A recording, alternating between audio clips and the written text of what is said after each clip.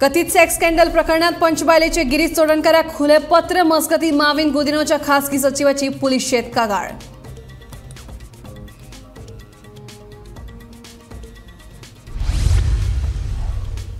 केपें गणेश उत्सव मंडळाची सर्त विकपाचे पयलेच दिसाक गर्दी हाडपा भायर पुलिशेन एकल्याक शेवटून उडयलो।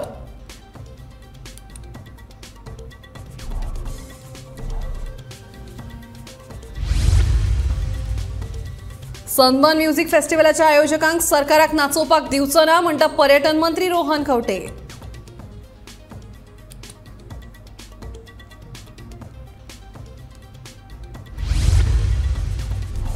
₹100ची बोगस नोट दिवन फेरयेकाराक घालीत तोपी, कुर्ता आणि नायटी घेवन बायलेन काडलो फुजो।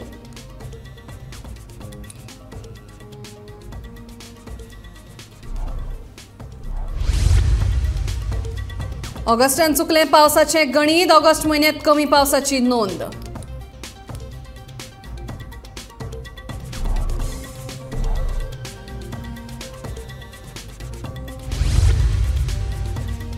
आनी बाळ्ळे नुस्त्याच्या कंटेनरान मोटारसायकलीक फाटल्यांतल्यान दिलो धपको, सुमार 50 मीटर व्हेलो उडीत।